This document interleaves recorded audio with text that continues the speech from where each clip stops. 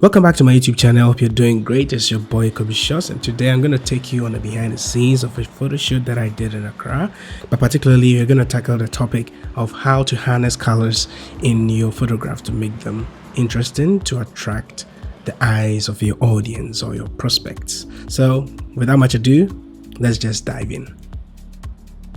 Making the best out of colors is extremely important because light itself has the characteristics of diverse colors. Okay, so anytime you're doing photography, thinking about color is going to really take you a long way into separating you from the amateurs. All right, so if you're looking forward to making your photography better to attract people, you have to have colors, understanding colors, the theory of colors, and how colors merge and make sense. You need to understand these ones so that the next time you're embarking on a photo shoot, you will be able to nail every single detail in your shoot. Okay, so that's something that we're going to look at, but we are going to break them down into three very important parts that I always consider anytime I'm embarking on a photo shoot. All right, so we're firstly going to look at costume, then we move on to location or the background, be it outdoor or indoor, that is shooting on location or shooting in the studio.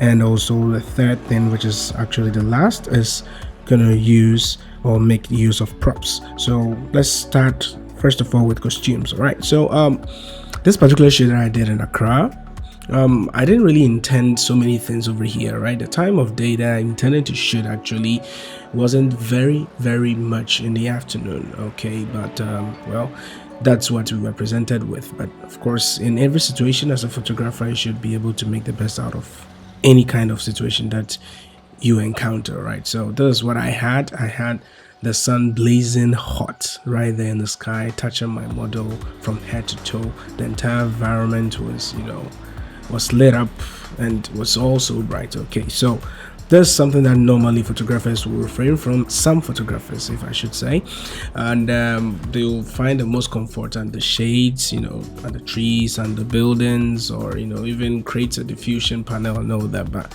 here you're going to understand in this photo shoot and what I'm going to explain, how much it was important to still stay under the sun and have the sun blazing hot against my subject, have the sun behind me, making the sun become the important factor here. Even though how uncomfortable it was going to be for my model was also considered, we still had to go through, and of course we came out with wonderful images which you're going to see at the very end. But let us go through the things that I mentioned earlier that are very imperative.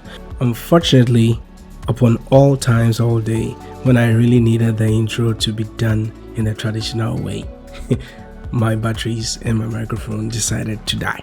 But well, pardon me if I cannot bring this up, but it is what it is. So let's look at costume as the first important thing if you're trying to harness or make the best out of colors in your photography, right? So costume, I sent a couple of pictures as reference materials to the model before I set off from Kumasi to Accra. So she had a fair idea about the look that I was going to go for, and so she came up with what she's wearing. And so luckily for me, the environment that I chose was perfect. I knew that the colors were going to really resonate with each other very well, and she coming over with hot colors against my cool tones of a background was just gonna be the right choice and the right mix. Okay, so I was fortunate to have this wonderful costume that she's wearing. It comprises the golden wig, the pink jacket or the pink coat,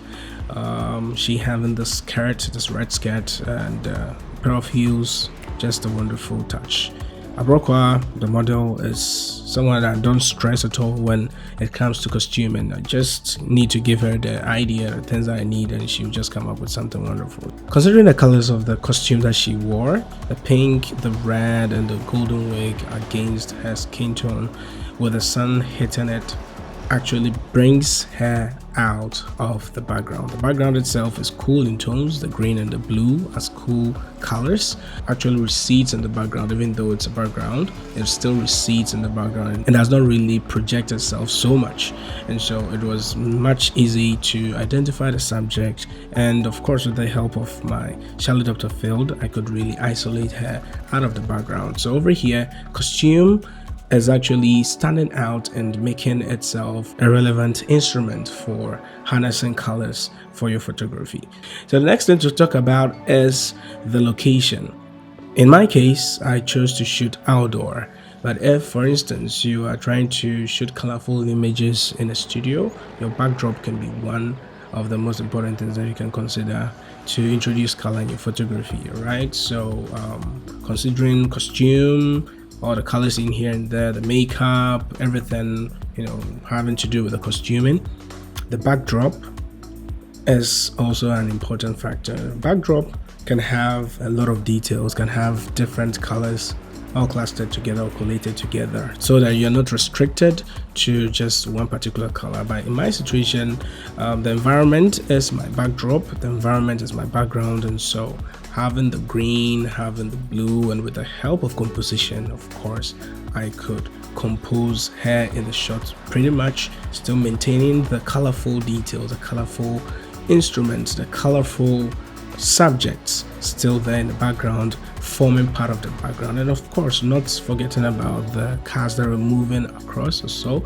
I also introduced some of the cars in the pictures that even though they were blurred as much, they also mixed up in the background pretty much, and so I still had colors and I still made use of even the moving cars as well in my picture. Coming back to the studio setup as well, if you have materials or you have backdrops that has, you know, colors, even you can resort to hand painted backdrops, canvases. You can give it to people to make colors out of them, artists to paint colors into it, you know, with the help of a shallow depth of field.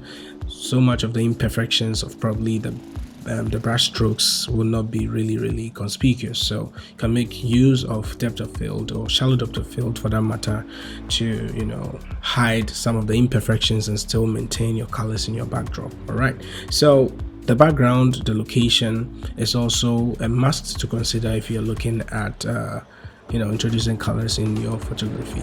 The third and the final point that you can use as a tool to harness colors, make the best out of colors in photography, are props. All right, so in my case, I was fortunate enough to still have many of the things that stand as my background as props. All right, so the tree, talking about the buildings, the cars that were moving by, items or, you know, elements around were posing as props for me, even though I didn't have to move them around.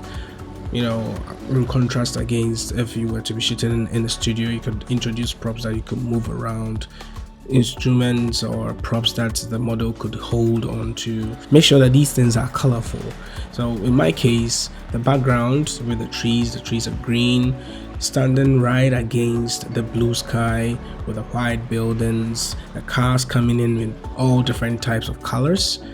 All these things came up as props for me, and so having the best of colors all moving around in my shot, capturing them, you know, with intent, gave me different and, you know, unique colors in the background and unique images all around. I want to give a bonus tip. Okay, so the sun in this temperature during afternoon can be recorded around 5,600 Kelvin, and this is normally you know, kind of neutral look, a little bit of warmth, but you know, it's more in the neutral spectrum or space. So if you're using the sun primarily as your light source, make sure that you have the sun behind you, having the sun blast right directly towards your model. Definitely you're going to have a blue sky on the opposite side because the sun is not in that particular area, and because of that the sky is going to have its full color in its full blue nature. And if you're editing during post-production, you can even push the colors further and make them more vibrant. So if you're going to forget about anything about this video, make sure you don't forget about the three most important things that I've pointed out in this video. That is the costuming, the location of the backdrop, as well as the props.